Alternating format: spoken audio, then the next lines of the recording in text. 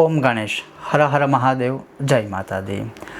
सर्वप्रथम तो आप सभी को यह शुरू होने वाली जो नवरात्रि है उसकी बहुत सारी शुभकामनाएं। मैं बात कर रहा हूं आषाढ़ गुप्त नवरात्रि की, और उसमें एक स्तोत्र जो लगभग मैं जब भी नवरात्रि आती है तो उसका आपको सजेशन करता ही हूं कि अवश्य, अगर आपसे बाकी सारी चीज़ें नहीं भी हो पाती है तब भी आपको ये स्तोत्र करना चाहिए। ये एक माता दुर्गा का बहुत ही बड़ा महत्वपूर्ण स्तोत्र है, नाम माला भी कहते हैं और माता दुर्गा के 32 नाम भी कहते हैं। अब उसका रहस्य क्या है, उसका महत्व क्या है, और दुर्गा शब्द से जुड़ा हुआ और एक विशेष महत्व क्या है, आज मैं अपने इस विषय वीडियो में आपको बताने वाला हूँ।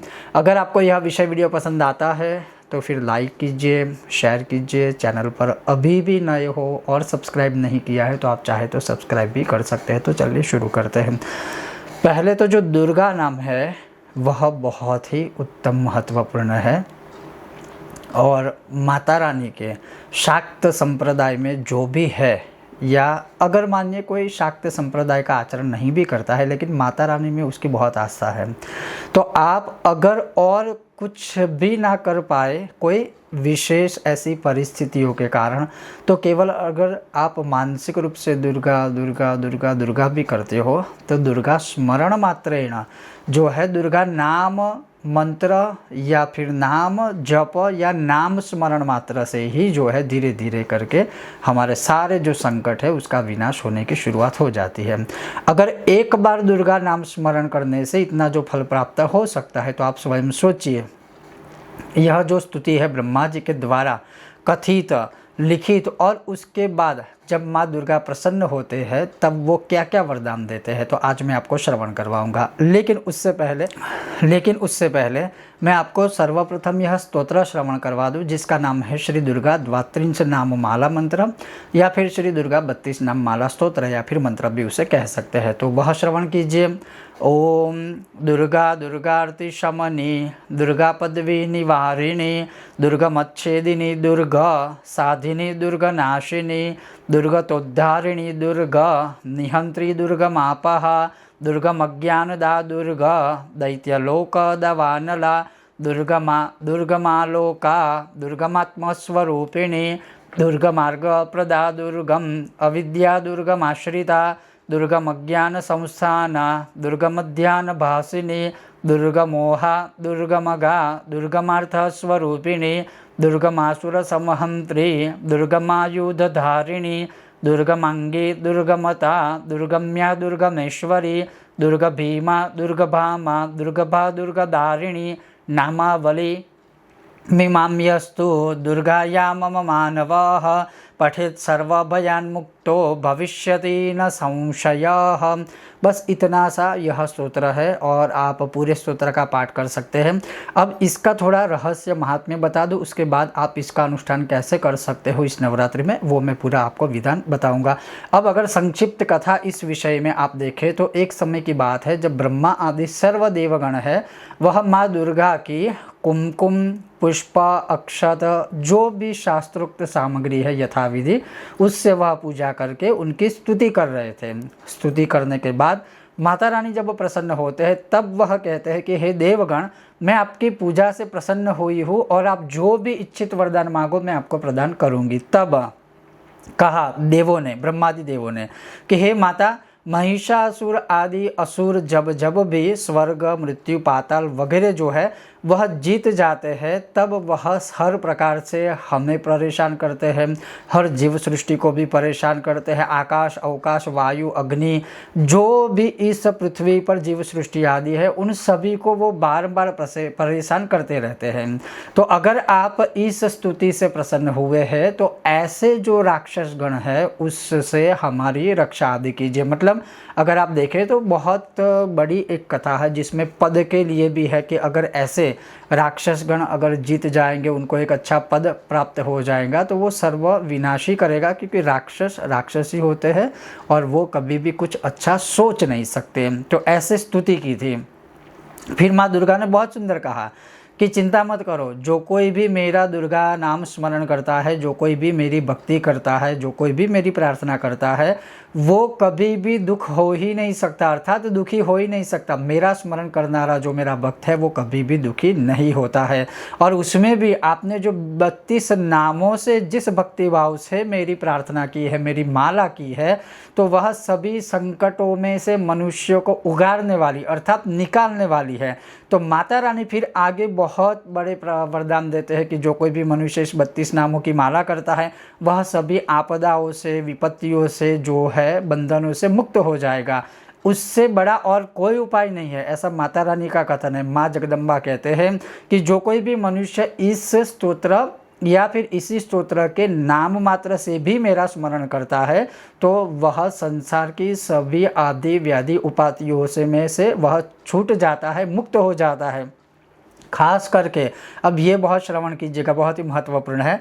माँ जगदम्बा, माँ दुर्गा कहते हैं कि जब विषम परिस्थितियों में, मतलब बहुत ही बड़ी कोई समस्या आपके ऊपर आकस्मिक तरीके से आ गई है, वो समस्या चाहे किसी भी स्वरूप में है, अगर उसमें से मनुष्य को मुक्त होना है तो इस दुर्गा 32 नाम माला के 32,000 पाठ, इस दुर्गा 32 नाम माला के 1,000 पाठ या 10,000 पाठ, या फिर माता रानी आगे ये भी कहते हैं कि यथाशक्ति संयोग के अनुसार इसका जो कोई भी मनुष्य पाठ पठन स्तोत्र करता है तो वह महाभयंकर आपत्तियों में से मुक्त हो जाएंगे या हो जाते हैं। फिर आगे कहा कि अगर कोई स्वयं इस स्तोत्र को, नाम मंत्र को पढ़ने में समर्थ नहीं है तो किसी विद्वान ब्राह्मणों के द्वारा इस माला मंत्र का, अर्थात यह दुर्गा 32 नाम माला मंत्र का शहद और सफ़ेद तल को मिश्रित करके 1,00,000 बार इसका हवन किया जाता है तो दुनिया की कोई भी बड़ी समस्या हो, घोर विपत्ति है, उसमें से वह मुक्त हो सकता है। आगे कहा कि अगर किसी मनुष्य को इसका पुरस्चरण करना है तो वह 32,000 पाठ का है या फिर 30,000 पाठ भी वह कर सकते हैं, तब एक बार इसका पुरस्चरण, जिसे हम अनुष्ठान कहते हैं, वह पूर्ण हो जाता है। और उसके बाद उक्त 32 नामों से अगर कोई मनुष्य जो है कनेर के, लाल कनेर के पुष्पों से हवन करता है या फिर 32 नामों को बोलते हुए लाल कनेर के पुष्प माता रानी को अर्पण करता है तो माँ जगदम्बा बहुत ही प्रसन्न रहते हैं।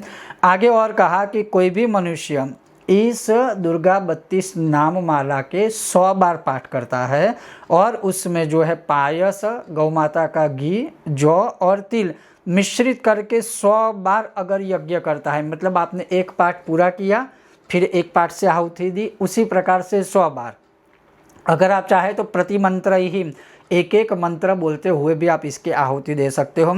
और ऐसा कोई मनुष्य करता है तो वह दुष्कर कार्य को भी सिद्ध कर लगे, मतलब जो आपको इम्पॉसिबल लगता है वो भी पॉसिबल हो जाता है। और जो कोई भी मनुष्य 3200 पाठ का इसका अनुष्ठान करके मुझे बचता है तो वह या फिर उसको, उसके परिवार को किसी भी प्रकार की विपत्तियों का सामना कभी भी करना नहीं पड़ेगा। और ये मैं कह सकता हूँ, ये भी हमारे बहुत सारे अनुभव है और ये तो माता रानी ने स्वयं ही वरदान दी है। तो जब माँ दुर्गा ही स्वयं वरदान देते हैं, हमें उसके ऊपर कोई शंका करने की आवश्यकता नहीं है। अब अगर आप चाहे तो किस प्रकार से अनुष्ठान इस गुप्त नवरात्रि में कर सकते हो माता दुर्गा के इस 32 नामों का। अब मानिए कि अगर आप निष्काम भाव से करना चाहते हो तो वहाँ तो फिर कोई संकल्प या स्वार्थ या फिर सकाम कोई अनुष्ठान नहीं होगा। लेकिन जहाँ तक मेरा का मानना, मेरा खुद का निजी एक मतलब अर्थ ऐसा है इस विषय में कि जो कोई ये कहता है कि हमें कुछ नहीं चाहिए, फिर भी उसमें भी कुछ नहीं चाहिए, उसमें भी कुछ ना कुछ रहता है। जैसे अगर कोई कहेगा कि हमें माता रानी ने सब कुछ दिया है, हमें और कुछ नहीं चाहिए, बस उनकी भक्ति और मोक्ष चाहिए, तो भक्ति तो चाहिए, मोक्ष भी चाहिए, तो वो कुछ ना कुछ तो हमें चाहिए ही होता है। संपूर्ण रूप से निस्वार्थ भाव से कोई भी अनुष्ठान होता नहीं है। लेकिन फिर भी कोई बात नहीं, सकाम हो या फिर निष्काम हो, माता रानी को प्रसन्न करने हेतु हो या अपनी मनोकामनाओं की पूर्ति हेतु हो, तो अगर आप सबसे छोटा अनुष्ठान करना चाहे तो इस 9 दिनों में तिथि के अनुसार 32 पाठ का अनुष्ठान करें। प्रतिदिन या तो आपने सुबह शुरुआत की है तो सुबह ही कीजिएगा, अगर आप रात्रि काल में करते हो पाठ तो रात्रि काल में ही कीजिएगा। जब भी आप पाठ करते हो तब माता रानी के सामने गौ माता के घी का दिया अवश्य प्रज्वलित कीजिएगा। आपकी जो कोई मनोकामना हो, संकल्प हो, वो माता रानी के सामने अवश्य आप प्रकटित कीजिएगा, अर्थात बोलिएगा, ताकि वो आपका संकल्प पूरा हो पाए। अगर आपका कोई संकल्प नहीं है तो आप कह सकते हैं कि हे माँ, बस आप खुश हो इसलिए मैं यह पाठ करना चाहता हूँ या करना चाहती हूँ या कर रहा हूँ या कर रही हूँ। इस प्रकार से आपको 9 दिनों तक ये फिर करना है। संकल्प किया है तो फिर आपको करना है। अगर कोई विशेष आपकी कामना, विशेष कुछ ऐसा नहीं है तो ठीक है। अब ये तो हो गया लघु अनुष्ठान।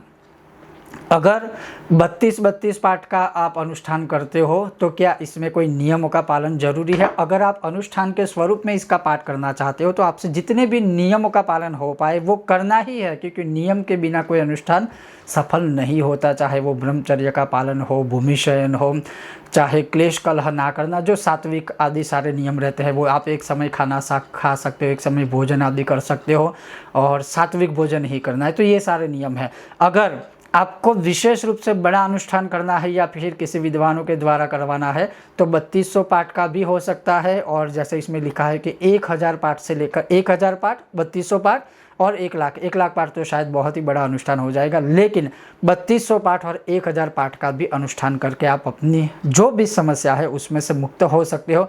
अन्यथा मैं यही कहूँगा कि अगर आप कुछ भी ना कर पाए, कुछ भी ना करवा पाए, तो एटलीस्ट आप स्वयं जो है इनके नाम स्वरूप जो है दुर्गा, फिर दुर्गति, फिर दुर्गमा, दुर्गपा, तो ये नाम वाला भी हमने वीडियो पहले बनाया हुआ है। या फिर आप स्तोत्र का पाठ भी कर सकते हो। और जैसे मैंने शुरुआत में ही कहा, अगर आप कुछ ना कर पाए तो सिर्फ दुर्गा दुर्गा दुर्गा दुर्गा भी मानसिक जाप करोगे तो भी माँ दुर्गा की आपको पूर्ण कृपा प्राप्त होगी। तो ये एक बहुत ही महत्वपूर्ण स्तोत्र था जो मुझे बहुत प्रिय है और बहुत लोगों के काम होते हैं। और सबसे बड़ी बात है कि हम दुर्गा माँ बोलते हैं, तो दुर्गा माँ बोल के जिसमें दुर्गा बारंबार शब्द आए वो एकमात्र छोटा सा कोई स्तोत्र हो तो यह एक है, और दूसरा कोई बड़ा स्तोत्र हो तो दकारादि दुर्गा सहस्त्र नाम है, लेकिन वो तो काफ़ी बड़ा है, हर कोई ना कर पाए, लेकिन ये स्तोत्र तो हर कोई कर पाएगा।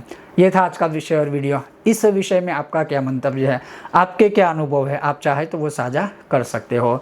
ओम गणेश, हर हर महादेव, जय सिया राम, जय माता दी।